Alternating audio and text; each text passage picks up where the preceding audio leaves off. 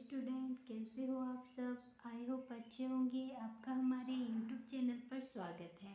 आज हम एक नया टॉपिक पढ़ेंगे, रिएक्टिविटी एंड सेलेक्टिविटी, जिसे हिंदी में कहते हैं अभिक्रियाशीलता और वर्ण क्षमता। अभिक्रियाशीलता और वर्ण क्षमता क्या होती है, इसके बारे में आज हम डिस्कस करेंगे। इसके एग्जाम्पल के थ्रू भी इसे समझेंगे। तो लेट हम स्टार्ट करते हैं। किसी अणु या यौगिक की किसी अभिकारक के साथ क्रिया करने की क्षमता को उसकी अभिक्रियाशीलता कहते हैं, जबकि अणु या यौगिक की किसी अभिकारक के साथ क्रिया करके निश्चित प्रकार का उत्पाद बनाने की प्रवृत्ति को वर्ण क्षमता या वर्णात्मकता कहते हैं। देखो, कोई भी रिएक्शन है, उसके अंदर अगर कोई रिएक्शन कितनी जल्दी होगी, वो उस रिएक्शन की क्या कहलाएगी, रिएक्टिविटी कहलाएगी। यानी कि अगर कोई रिएक्शन जल्दी हो रही है या कम हो रही है, वो कौन बताएगा, वो क्या कहलाएगी, उसकी रिएक्टिविटी कहलाएगी। और रिएक्शन होने के बाद जो प्रोडक्ट बन रहा है वो कितना ज़्यादा बन रहा है या कम बन रहा है, वो उसकी क्या कहलाएगी, सेलेक्टिविटी यानी कि वर्ण क्षमता कहलाएगी। यानी कि अभिकारक की अभिक्रिया का जल्दी होना क्या कहलाता है, अभिक्रियाशीलता, और ज़्यादा या कम प्रोडक्ट बनाना क्या कहलाता है, वर्ण क्षमता कहलाता है। यानी कि कौन सा प्रोडक्ट ज़्यादा बनेगा, कौन सा प्रोडक्ट कम बनेगा, वो क्या कहलाती है, उसकी वर्ण क्षमता कहलाती है, सेलेक्टिविटी कहलाती है। एग्जाम्पल के थ्रू हम पढ़ते हैं। अभिक्रियाशीलता व वर्ण क्षमता को आइसोब्यूटेन की क्लोरीन व ब्रोमीनीकरण के साथ अभिक्रिया करके हम समझ सकते हैं। तो लेट हम अभिक्रिया को किससे पढ़ते हैं, एग्जाम्पल के थ्रू समझते हैं। इसके अंदर क्या करेंगे, हम क्या करेंगे कि एक आइसोब्यूटेन होगा, उसकी रिएक्शन एक बार हम क्लोरीन के साथ कराएंगे और एक बार हम ब्रोमीन के साथ कराएंगे, और हम उनके प्रोडक्ट को देखकर उनकी अभिक्रियाशीलता और वर्ण क्षमता के बारे में पता करेंगे। तो जब हमने आइसोब्यूटेन की रिएक्शन क्लोरीन के साथ प्रकाश की उपस्थिति में और 298 केल्विन पर कराई, तो हम क्या देखते हैं कि दो प्रकार के प्रोडक्ट हमें प्राप्त होते हैं। फर्स्ट प्रोडक्ट होता है आइसोब्यूटेन क्लोराइड, यानी कि इस रिएक्शन के अंदर ये जो क्लोरीन का परमाणु है वो 1 डिग्री हाइड्रोजन के परमाणु को हटाता है और क्या बनाता है, आइसोब्यूटेन क्लोराइड बनाता है। और सेकंड प्रोडक्ट हमें क्या मिल रहा है, जिसके अंदर ये जो क्लोरीन परमाणु है वो आइसोब्यूटेन के 3 डिग्री कार्बन के हाइड्रोजन को हटाकर क्या बना रहा है, 3 डिग्री ब्यूटिल क्लोराइड बना रहा है। अब इस रिएक्शन के अंदर जब हमने प्रोडक्ट को देखा तो हमें पता चला कि आइसोब्यूटेन क्लोराइड 36% प्राप्त हुआ है और 3 डिग्री ब्यूटिल क्लोराइड क्या हुआ, 64% प्राप्त हुआ है। ठीक है, तो ये रिएक्शन जब हमने क्लोरीन के साथ कराई है, अब ये रिएक्शन हम किसके साथ करा रहे हैं, ब्रोमीन के साथ करा रहे हैं। तो ब्रोमीन के साथ हम जब रिएक्शन कराएंगे तो क्या होगा, इसके अंदर देखो 298 केल्विन टेम्परेचर की ज़रूरत, ऊर्जा की ज़रूरत पड़ रही है, लेकिन यहाँ पे क्या है 400 केल्विन, बिकॉज ठीक है।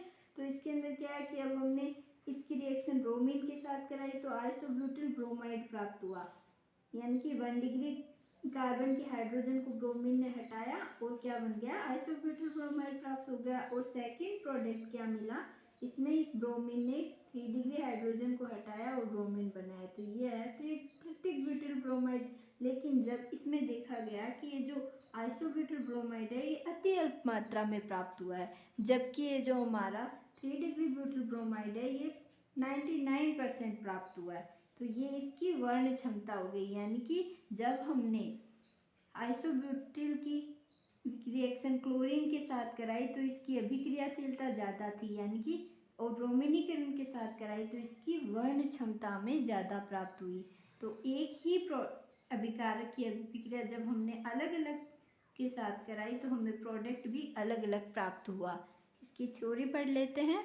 थ्योरी क्या कह रही है कि क्लोरीन आइसोब्यूटेन के साथ कम ताप पर क्रिया करके, यानी कि जो क्लोरीन है वो कम टेम्परेचर पर क्रिया करती है, अतः आइसोब्यूटेन के प्रति ब्रोमीन की तुलना में क्लोरीन अधिक क्रियाशील है। यानी कि ये क्या कर रहे हैं कि जब हमने ब्रोमीन की अभिक्रिया क्लोरीन के साथ कराई तो हमें बहुत ही कम टेम्परेचर की ज़रूरत हुई और सीधे ये रिएक्शन हो गई, और ब्रोमीन के लिए हमें ज़्यादा टेम्परेचर की आवश्यकता पड़ी। तो अब हम इनकी क्रियाशीलता देखें तो सबसे ज़्यादा क्रियाशील कौन है? क्लोरीन है। आइसोब्यूटेन के प्रति सबसे ज़्यादा क्रियाशील तो क्लोरीन ही हुआ ना, क्योंकि इसने कम टेम्परेचर पर ही ये रिएक्शन कर ली। बट ब्रोमीन को कराने के लिए हमें क्या करनी पड़ेगी? ज़्यादा टेम्परेचर देना पड़ेगा। तो क्लोरीन और ब्रोमीन की जब हम तुलना करते हैं तो हम देखते हैं कि क्लोरीन की जो अभिक्रियाशीलता है वो ब्रोमीन से क्या है? ज़्यादा है।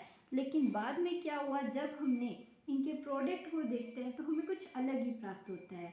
ठीक है, जबकि वर्ण क्षमता क्लोरीन की तुलना में ब्रोमीन की अधिक होती है। अब जैसे ही हमने रिएक्शन कर ली, लो भाई ज़्यादा टेम्परेचर दे दिया, रिएक्शन भी करवा दी दोनों की अलग अलग, फिर देखा कि हालांकि क्रियाशीलता क्लोरीन की ज़्यादा है बट इनकी जो वर्ण क्षमता है वो तो ब्रोमीन की ज़्यादा है, क्योंकि यहाँ पर प्रोडक्ट सबसे ज़्यादा किसका प्राप्त हुआ है? ब्रोमीन का प्राप्त हुआ है, यानी कि 3 डिग्री ब्यूटिल ब्रोमाइड का प्राप्त हुआ है।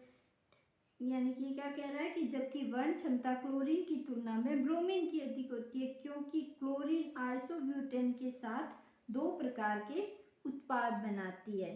ठीक है, जैसे मान लो क्लोरीन की जब हमने अभिक्रिया कराई तो दो प्रकार के प्रोडक्ट मिले ना हमें, इसमें भी दो प्रकार के मिल रहे हैं बट ये एकदम कम मिल रहा है, इसलिए हम इसको नेगलेक्ट मान सकते हैं, बिकॉज 99% हमें 3 डिग्री ब्यूटिल ब्रोमाइड प्राप्त हो रहा है। तो इसका मेन प्रोडक्ट यही होगा, ये प्रोडक्ट एक बार के लिए हटा देते हैं। तो ये कह रहा है कि जब हम ब्रोमीन क्लोरीन की अभिक्रिया करा, आइसोब्यूटिल के साथ क्लोरीन की अभिक्रिया करा रहे हैं तो हमें क्या मिलेगी?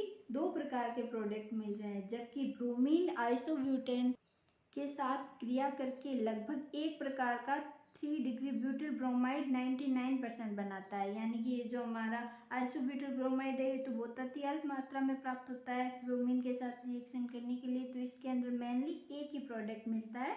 क्या मिलता है? 3 डिग्री ब्यूटिल ब्रोमाइड। जैसा इन दोनों अभिक्रियाओं में बताया है, आइसोब्यूटीन की क्लोरीन के साथ क्रिया पराबैंगनी प्रकाश की उपस्थिति में कम तापमान यानी कि लगभग 25 सेंटीग्रेड यानी रूम टेम्परेचर पर ये क्लोरीन की रिएक्शन हो जाती है। तो इससे 64% 3 डिग्री ब्यूटिल ब्रोमाइड व 36% क्या आइसोब्यूटिल क्लोराइड प्राप्त होता है। अब हम एक एक करके आइसोब्यूटेन के क्लोरीकरण व ब्रोमीनीकरण का अध्ययन करेंगे। अब ये जो हमने रिएक्शन कराई है इनका हम अलग अलग डिस्कस करेंगे। ये डिस्कस हम अगले वीडियो के अंदर करेंगे, बिकॉज ये वीडियो काफ़ी लंबा हो गया है। तो अगर आपको ये वीडियो पसंद आया तो प्लीज़ इसे शेयर कीजिए और ज़्यादा से ज़्यादा हम अपने फ्रेंड्स के साथ शेयर कीजिए और हमारे चैनल को सब्सक्राइब कीजिए। Thank you for my watching video.